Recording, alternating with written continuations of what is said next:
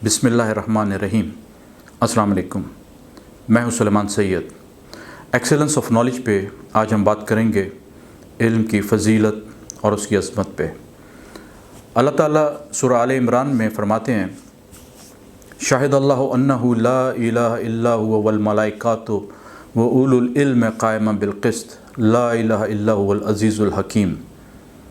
अल्लाह ताला गवाही देता है कि उसके सिवा कोई माबूद नहीं और उसके फ़रिश्ते और वो इल्म वाले जो अदल करते हैं गवाही देते हैं कि अल्लाह के सिवा कोई माबूद नहीं, वही अज़ीज़ुल हकीम है, वही गालिब और हिकमत वाला रब है। यहाँ अल्लाह ताला ने अपने बाद फ़रिश्तों को और उन इल्म वालों को जो अदल से काम लेते हैं उनका एक मकाम और मर्तबा बयान किया है। अल्लाह ताला फरमाते हैं सूरह बकरा में कि याद रखो कि जब अल्लाह ताला ने फ़रिश्तों से कहा कि मैं ज़मीन में एक नायब, एक ख़लीफ़ा बनाने वाला हूँ, तो उन्होंने कहा कि क्या तू एक ऐसे नायब बनाना चाहता है जो ज़मीन में जाके ख़राबी करे, कुछ तो खून करे।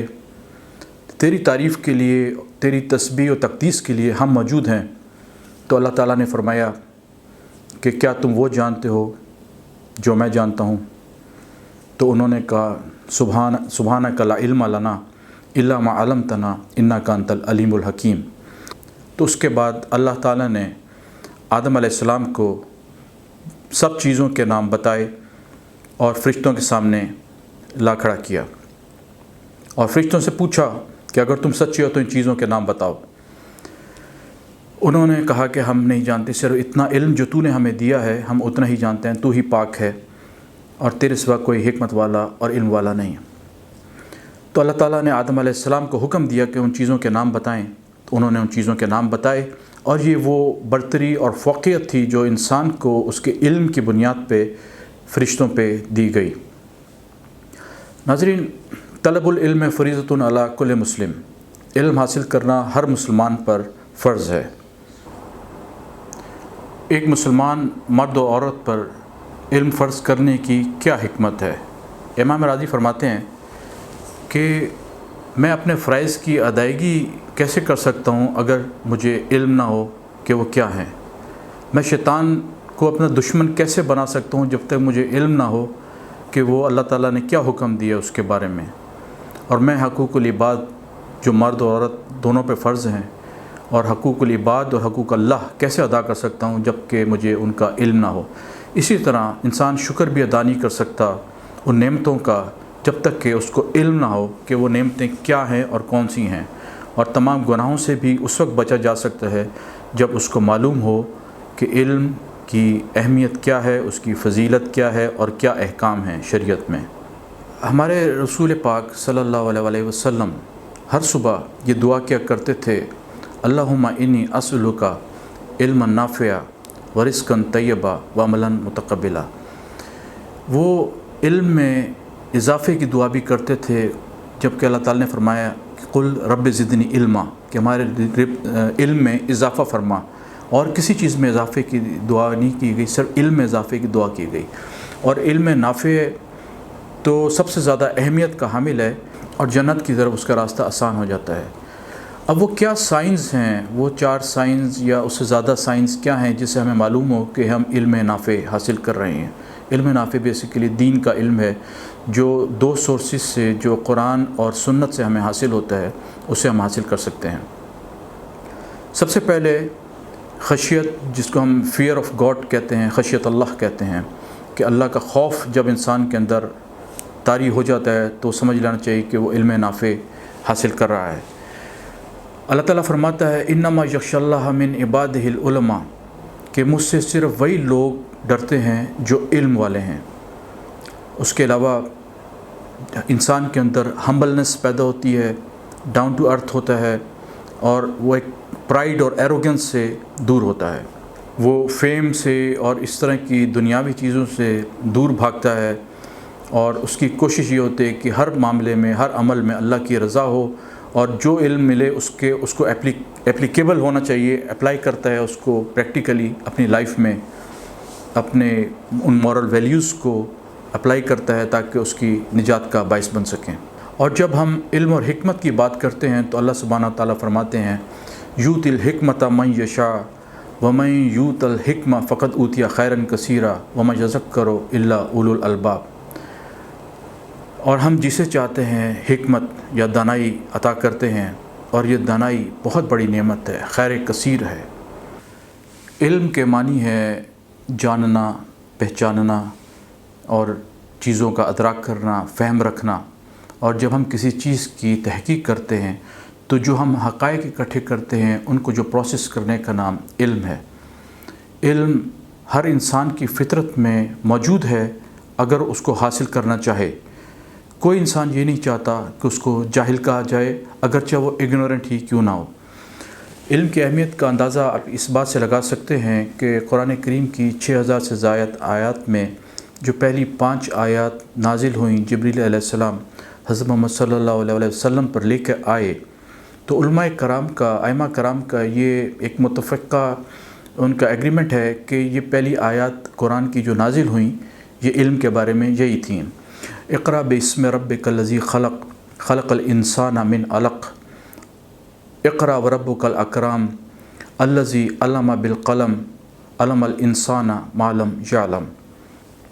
پڑھو اے محمد، پڑھو اپنے رب کے نام سے جس نے سب کچھ پیدا کیا، جس نے انسان کو جمع خون سے بنایا اور جس نے انسان کو قلم سے علم دیا۔ یہ رب العزت کی انسان کے اوپر ایک بہت بڑی مہربانی ہے، اس کا احسان ہے کہ اس نے انسان کو علم کی دولت سے نوازا۔ پڑھو اور تمہارا پروردگار بڑا کریم ہے، اور اس نے انسان کو وہ علم دیا جو وہ نہیں جانتا تھا۔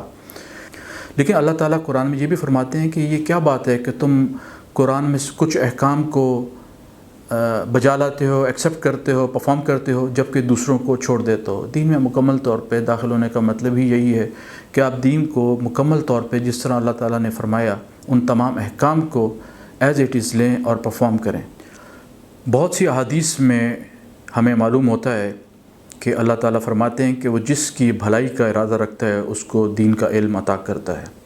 اور ایک اور حدیث میں جب انسان حصول علم کے لیے نکلتا ہے تو فرشتے پر پھیلا دیتے ہیں۔ اس کے علاوہ ایک اور حدیث میں یہ فرمایا گیا کہ انسان جب علم کے لیے سفر کرتا ہے تو تمام مخلوقات آسمانوں پہ اور زمین میں، چیونٹیاں اپنے سوراخوں میں، مچھلیاں سمندر میں، اور تمام مخلوقات اس آدمی کے لیے جو حصول علم کے لیے نکلا ہے اس کے لیے رحمت کی دعائیں کرتے ہیں۔ نبی پاک رحمۃ اللہ عالمین کے پاس 2 آدمیوں کا ذکر کیا گیا، ایک عابد اور ایک عالم۔ تو آپ نے فرمایا کہ عالم کی مثال ایسی ہے جیسے مجھے فوقیت ہو تم میں سے ادنا شخص پر، یعنی کہ نبی کریم کو ادنا ترین کسی علم والے پر جو فوقیت ہے وہ فوقیت عالم کو عابد پہ دی گئی۔ ہزاروں سال کی عبادت سے زیادہ علم حاصل کرنے والا کا مقام ہے۔ ایک اور حدیث میں آتا ہے کہ جب انسان مر جاتا ہے تو اس کے تمام اعمال منقطع ہو جاتے ہیں سوائے 3 کے۔ ایک وہ جو صدقہ جاریہ اس نے کوئی کنواں کھدوایا یا کوئی مدرسہ قائم کیا جس سے لوگوں کو، آنے والی نسلوں کو فائدہ پہنچتا رہا، وہ جاری رہتا ہے۔ اور دوسرا وہ جس نے علم نافع حاصل کیا اور آگے لوگوں کو پھیلایا۔ اور تیسرا وہ شخص جس کی نیک اولاد اس کے حق میں اس کی مغفرت کے لیے دعا کرتی ہے۔ کوئی بھی وہ فارم آف نالج جو ہمیں ڈائریکٹ کرتی ہے، پوائنٹ کرتی ہے ٹورڈز اللہ سبحانہ و تعالیٰ، اور جس سے جنت کا حصول آسان ہوتا ہے، وہ علم کہلاتا ہے۔ سیکولر نالج پر بھی ہم بات کریں گے۔ سیکولر نالج میں بہت سی علوم ایسے ہیں، وہ ایک واسٹ فیلڈ ہے جس میں سائنس، فزکس، کیمسٹری، فلکیات اور یہ فلاسفی اور لٹریچر اور ہسٹری، یہ تمام علوم آتے ہیں۔ ان کا حاصل کرنا جن سے انسانیت کا فائدہ ہو، یہ علوم بھی بہت ضروری ہیں۔ اللہ تعالیٰ نے حضرت آدم علیہ السلام کو چیزوں کے نام پہلے سکھائے تھے۔ ایک اور مقام پہ اللہ تعالیٰ فرماتے ہیں کہ یہ لوگ قرآن میں غور و فکر نہیں کرتے، کیا ان کے دلوں پہ قفل لگ گئے ہیں؟ جگہ جگہ قرآن میں تدبر کرنے کا، غور و فکر کرنے کا، کائنات پہ، اس ہر چیز پہ حکم دیا گیا ہے۔ ناظرین، علم کی طاقت کی اس اچھی مثال کیا ہوگی کہ حضرت سلیمان علیہ السلام کا دربار لگا ہوا ہے اور وہ اپنے درباریوں سے کہتے ہیں کہ اس سے پہلے کہ وہ عاجز ہو کے ملکہ سبا کے لوگ ہمارے پاس آئیں، کون ہے جو ملکہ بلقیس کا تخت لے کے آئے گا؟ جنوں میں سے ایک قوی جن نے، جس نے کہا کہ میں یہ طاقت رکھتا ہوں اور ٹرسٹ ورتی ہوں کہ آپ کی محفل برخاست ہونے سے پہلے میں یہ تخت حاضر کر دوں گا۔ تو ایک اہل علم شخص اس نے کہا کہ میں آپ کے پلک جھپکنے سے پہلے یہ تخت حاضر کر دوں گا، اور یہ تخت حاضر ہو گیا۔ یہ کتاب کا علم رکھنے والا شخص تھا۔ ناظرین، غزوہ بدر جس کا ذکر قرآن کریم میں بھی ہے، مسلمانوں کی تاریخ میں بہت اہمیت رکھتی ہے۔